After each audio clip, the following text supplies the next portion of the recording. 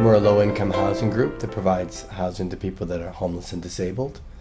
We have an array of different folks we provide services to, people that are mental health issues or HIV or substance abuse problems. The first thing that, when people ask me to describe the environment, the first thing that I say is a lot of laughter.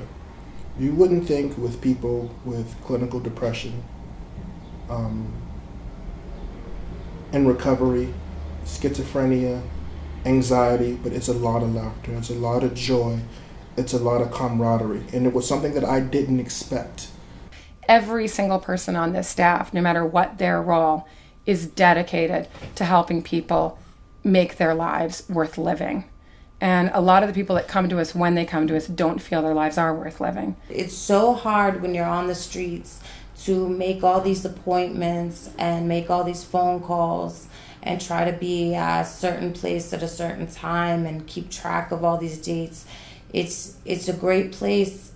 It's home. When you're not spending all your time focusing on how you're going to get by from day to day, how you're going to get your medicines, how are you going to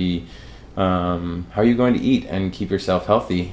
Once those sort of basic needs are met, you can focus on all the good stuff out there, and you don't feel so bogged down by everything. It gives me a peace of mind, a sense of hope, mobility, something to look forward to, and also something that I know I can be able to acquire stability.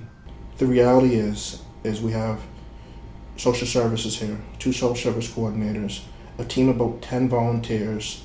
We have the Commonwealth Corps volunteers, and we have recovery groups in this building. Oh, the staff, I could not ask for anything better. It's like having family. From the day I first applied, the professionalism with it, and just down-to-earth people.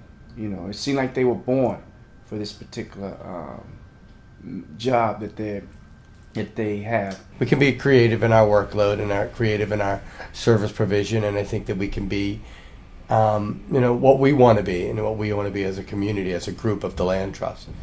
For 30 or 35 employees, it's a small group of people that can have input into what's happening and what they want it to look like and what they want it to be like, versus, let's say, there's 500 employees of another agency. The line that I say more than any other line, and it's Ellen's, is we'll take anybody. We have our limits. We want to help people that want to help themselves, and that's where that limit is. But if you'll say that, no matter what your history was or what your history is, we'll try to help you. We'll try to take you. Me being in recovery from alcohol, I remained sober the whole time here. And I moved on from here.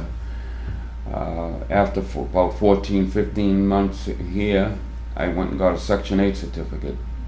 And from there I proceeded to get a very nice 1-bedroom apartment out in Woburn, Mass. I'm extremely grateful for this place.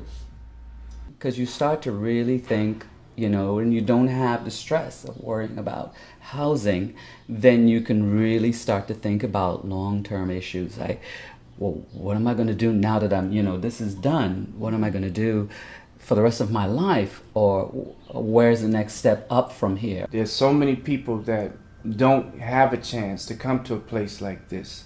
And to come to a place like this, it's a blessing. Nothing is more meaningful to me than being able to touch someone's life even for a moment and make a difference. And you never know what moment can be a pivotal, life-changing moment for another person. This can be a place for a second chance. To be able to work in that, to be a part of that, it's joy.